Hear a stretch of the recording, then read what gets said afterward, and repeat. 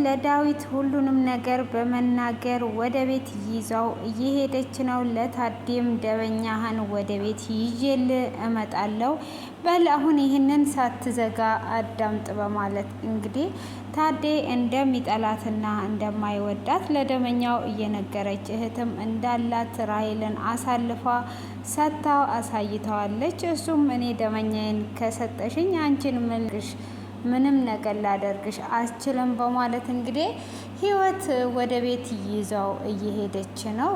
እንግዲህ ደውሎም እህትየውን ተከታታይ ብሏት ነበረ።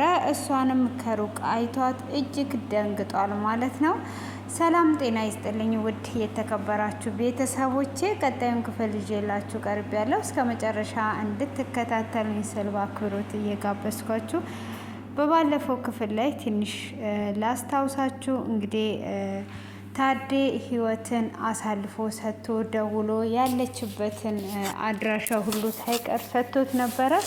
እንግዲህ ህይወትም ከሮቤል ጋራ ወደ ውጭ እየወጡ እናትየዋም ደግሞ እንድትጠነቀቅ ስለነገረቻት ያንንም ለሮቤል ነግረው አሁን ከዚህ መሄድ አለብን፣ ልብስ ከያዝን ከዚህ እንደምንሄድ ስለሚነቃ ልብስ ሳንይዝ እንውጣ ተባብለው ልክ እንደወጡ ነበር ዳጊ የመጣው ማለት ነው። እሱም ሲመጣ እዚህ ሻይ ቡና እንበል በማለት ሻይ ቡና እያሉ እያለ ለሮቤል ወይዘሮ ማርታ ፍርዬ ትደውልለታለች። እሱም ገዳይ እንደሆነና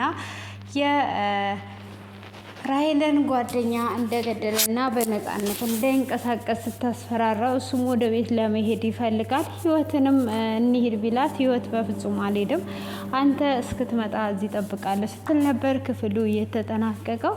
ሆኖም ህይወት ባይኗ ትነግረውና አሁን ተከትለው ብትሄድ ሌላ ችግር ስለሚፈጠር ችግሩ ምንም ነገር እንዳልተፈጠረና እንዳልሰማች ለማስመሰል አንተ ሂድ እኔ እዚሁ እጠብቅሃለሁ በማለት ይሄዳል ጥሏት። ከዛን እንግዲህ ፍቅረኛሽ በደንብ ታፈቅሪዋለሽ፣ በአይናችሁ ታስታውቃላችሁ በማለትም እንግዲህ ይናገራታል። አዎ አፈቅረዋለሁኝ በማለት እንግዲህ ትናገረዋለች ማለት ነው። እሱም እንደዛ ካላትም በኋላ አሁን ነይ ወጣ ወጣ ብለን እንዝናና ብሎ ሲላትም እኔ ከሮቤል ጋር ብዙ ስለዞርኩኝ አሁን እዚሁ መቀመጥ ነው የምፈልገው በማለት ትመልስለታለች። እንደዚህ ሳይሽ እጅግ ተጨንቀሻል ብሎ ሲላትም መጨነቅ ቀላል ነው፣ በእኔ ቦታ ቢሆን ኑሮ ይታበር ነበረ ብላ ትመልስለታለች። ምነው ካመመሽም ስራም ሆነ አትጨነቂ፣ እኔ ስራ ላስገባሽ እችላለሁ ብሎ ይላታል። እሷም አንተም እኮ አገሩ ጠፍቶብህ መንገድ እየፈለክ ነው፣ እየተገናኘ ነው፣ ስለዚህ ምንም ችግር የለውም በማለት ትመልስለታለች። ይሄ ሆቴሉ ስንት ሰዓት ነው የሚዘጋው በማለትም ሲጠይቃት እዚህ ማታ ማታ ምግብ ስለሚሸጥ አሁን ላይ ምንም ነገር የለም በማለት እንግዲህ ስንት ሰዓት እንደሚዘጉ አላቅም ትለዋለች። እንግዲህ እሷም አሁን ከወጣውኝና ተከትሎኝ ከሄደ ቤተሰቦቼን ላስጨርስ እችላለሁኝና ለዛ እንደምንም ብዬ ዝም ነው ማለት ያለብኝ ብላ ትላለች። እሱም እንግዲህ እንዳገኛት አውቋል። እዚህ ጋር አሁን ገድያት ብሄድ ማን ተጠያቂ ያደርገኛል? እዚህ ጋር በገላት እያለ እሱም በግሉ እያሰበና እየተጨናነቀ ይገኛል ማለት ነው። ሆኖም እንግዲህ እሷም እንደዛ ብትለውም እንዴት አድርጌ ነው ይሄንን ነገር ማድረግ ያለብኝ በማለትም እየተጨናነቀች ትገኛለች ማለት ነው። ሆኖም እንደዛውም እየተጨናነቀች እያለ እሷም ለምንድን ነው ይሄንን ነገር ማድረግ ያለብኝ ብሎ ስትልም ለምን አትሄጂም እንሂድ ስላት ትምህርቴን እስክጨርስ ከዚህ የትም አልሄድም በማለት ስትመልስለት ትምህርትሽን እስክጨርሽ ነው እንዴ? አዎ አባቴ መጥቶ እንመካከራለን። አባቴ ገበሬ ነው፣ መሬቱን እስኪያዘጋጅ ነው እንዴ? አባትሽ ገበሬ ነው እንዴ? አባትሽ ውጪ አገር አይደለ ያለው በማለትም ሲጠይቃት አባቴ ውጭ ሀገር አይደለም ውጭ ሀገር ነው ብሎ የዋሸክ ሰው ያ ሰው ዋሽቶታልና ውጭ ሀገር አይደለም በማለት ትመልስለታለች።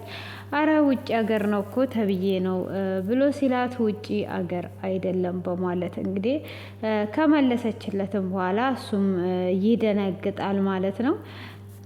እና ሌላ እህት አለሽ ወይ ብሎ ሲጠይቃት አዎ ሌላ እህት አለኝ በማለት ትመልስለታለች። እህትሽስ ማናት ብሎ ሲላትም እህቴ ፎቶዋ ካለሽ ወይም ደግሞ የወንድምሽ ፎቶ ካለ ብታሳይኝ ይላታል።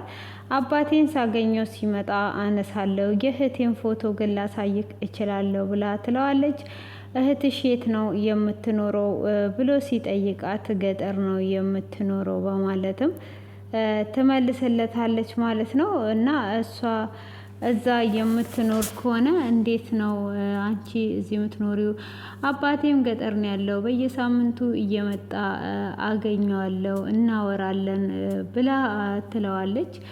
እሺ እንደዛ ከሆነ የእህትሽን አሳይም ብሎ የእህትየዋን ስታሳየው ራሄል ነበረች። እሱም እንዴች ልጅ እኮ አውቃታለሁ ፍቅረኛዬ ናት በማለትም ይመልስላታል። እንዴት ነው የምታውቃት? የት ነው የምታውቃት ብላ ስትለውም እኔ የማውቃት እዚህ ነው በማለትም እንግዲህ ይመልስላታል። እሷም ምናልባት የሰው መመሳሰል ይሆናል ብላ ትደነግጣለች። ሊሆን ይችላል ግን ያንቺ አባት ውጪ እንዳለ ነው የተነገረኝ ብሎ ይላታል። ያው ብዙ ያን ጊዜ አንተዋወቅም ለዛ ነው በማለትም ትመልስለታለች። እሷም እንደዛ በመለሰችለት ሰዓት እሱም እንግዲህ ራሄልን ደውሎ ይደውልላትና ታዴ ራሄልን አገኛት ወይ ብሎ ሲላት አዎ አግኝቷታል እሱ እራሱ ነው በማለት ትመልስለታለች። እንዴት እሱ እራሱ ነው ብሎ ይላታል። አዎ ራሱ ነው ብላ ትመልስለታለች።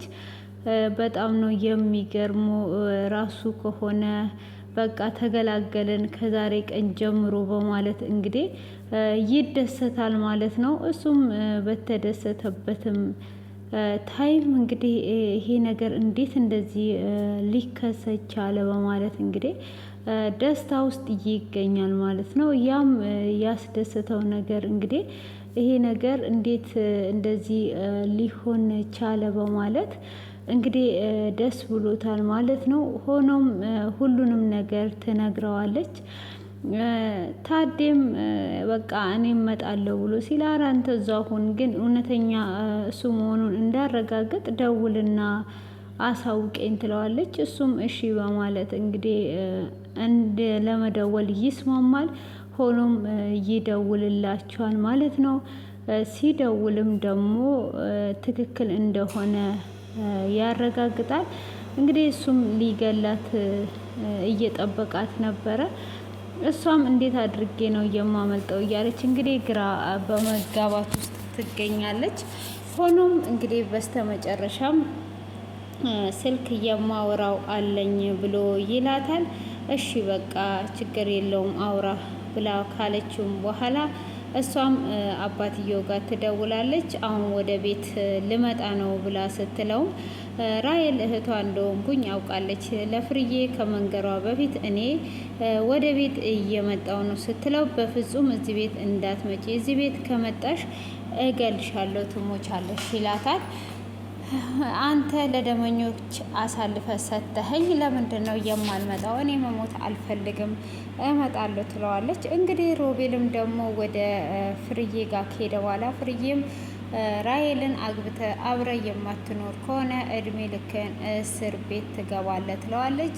እንግዲህ ይህንንም ያደረጉት ከራሄል ጋር በመመካከር ነው። ራሄልን በዚህ አይነት መልኩ አስፈራርተሽ ሮቤልን የራስሽ የግልሽ ማድረግ ትችያለሽ ብላታለች። እሷ ደግሞ ይሄ ነገር እንዴት ሊሳካልኝ ይችላል? በፍጹም ይሄ ነገር አይሳካም እያለችም ቢሆን ፍርዬ ስላበረታታቻት ነበረ ሮቤልን ደውላ እየጠራችው ማለት ነው። ሮቤልንም እንግዲህ እንግዲህ ደውላ ከጠራችውም በኋላ ያ ነገር እንዲከሰት አድርገዋለች። ሮቤልም የፈለጋችሁትን ነገር ማድረግ ትችላላችሁ፣ እኔ ምንም የገደልኩት ነገር የለም፣ እዚህ ደውላችሁ ለፈለጋችሁ ሰው መስጠትም ሆነ ለፖሊስም ማመልከት ትችላላችሁ፣ እኔ ከማላፈቅራት ሴት ጋር ከምኖር እውነት ካደረግኩት እቀጣለሁ፣ ሲጀመርም ደግሞ ይሄንን ነገር አላደረግኩም በማለት እንግዲህ ዝቶባቸዋል ማለት ነው። እንግዲህ እዚህ ጋር ደግሞ ታርዴ ህይወትን አስገድላለሁ፣ ዛሬ ተገላገልኩ፣ ዛሬ የኛ ቀን ነው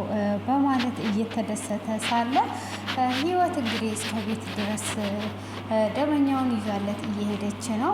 ራሄልንም ደውሎ ይነግራታል።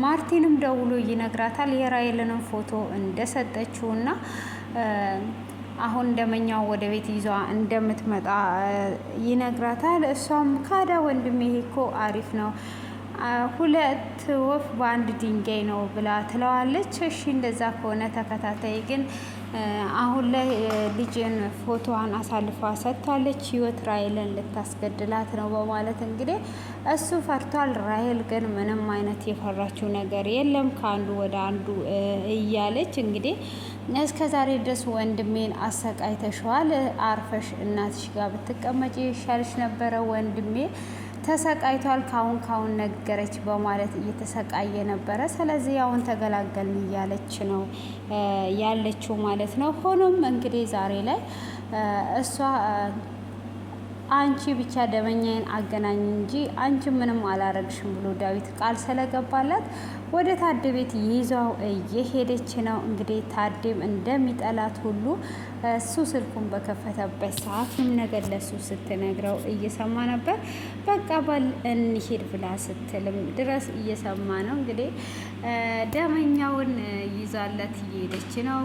አባቷ ውጭ ሀገር ነው፣ እሷ ብቻ ናት ብሎ ብዙ ነገር ብሎ እንግዲህ ህይወትን ለማስገደል ያሰበው ራሱን ሊገባበት ነው። ራሱ ባዘጋጀው ወጥመድ ራሱን ሊገባበት ነው ማለት ነው።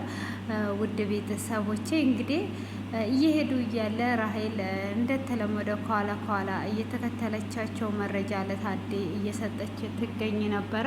ሆኖም እንግዲህ በስተመጨረሻ እሷ በሄደችበትና እነሱ የሄዱበት መንገድ ይለያይ ነበረ።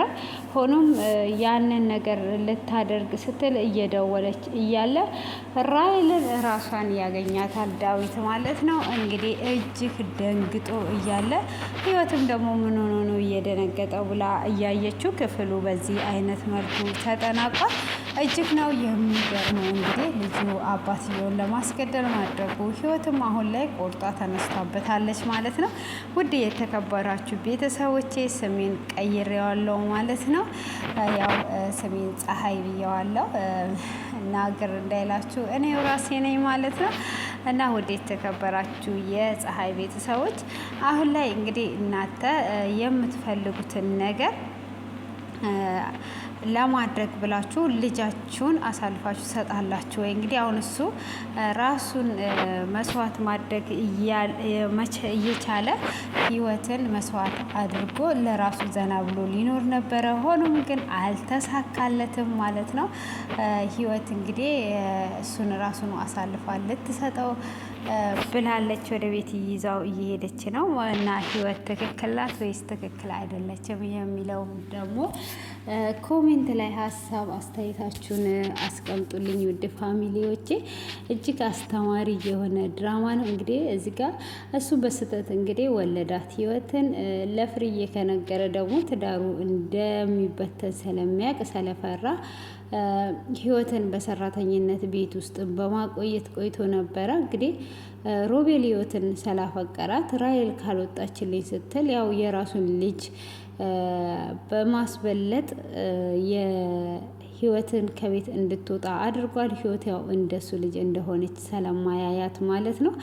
እና በሱ የተነሳ ብዙ አይነት ዋጋ እየከፈለችም በዛውም ደግሞ ሰለቸኝ ብላ ሳትጠላው እሱ በእሷ ላይ እንደዚህ አይነት ነገር ማድረጉ እጅግ ነው የሚያሳዝነው። እንግዲህ ሮቤል ደግሞ ከጎኗ ስላለ በዚህ ያው ምንም አትሆንም። ልጁም ደግሞ ሙሉ መረጃውን እሷ ስለምታሳየውና ስለምትሰጠው አሁን ላይ ደግሞ እንግዲህ ማርታን ስላገኛት ሁሉም ነገር ቀላል ይሆናል ብዬ አስባለሁ። እና ያው የሰው ልጅ ይሳሳታል፣ ግን ስህተቱን ከማረም ብዙ ነገሮችን እንደዚህ አይነት ነገር ማበላሸት ይኖራል ማለት ነው። እንግዲህ በነዛ መካከል ሰው ሊሞት ይችላል፣ የሰው ህይወት ሊጠፋ ይችላል። እና ግን በወቅቱ ያ ስህተት ቢታረም ያው ሰው ሆኖ የማይሳሳት ስለሌለ ይቻል ነበረ። እንግዲህ የት እንደሚደርስ የምናየው ይሆናል አብረን ማለት ነው። ትንሽዬ ስህተት ብዙ ነገርን ያጠፋልና ህይወት እንግዲህ ምን ታደርግ ይሆን እንግዲህ ራሔልን አይቷታል። ራሔል አይደለችም ብላ ትዋሻለች ወይስ እንዴት ይሆናል? ወይስ ራሔልን ያግታታል? ወይስ ራሔልን ይገላታል? የሚለውን ግምታችሁን ኮሜንት ላይ አስቀምጡላችኋለሁ። ውድ የፀሐይ ቤተሰቦች እስከዚህ ስለተከታተላችሁኝ አመሰግናለሁ። መልካም ቀን ተመኘውላችሁ ለሁላችሁም።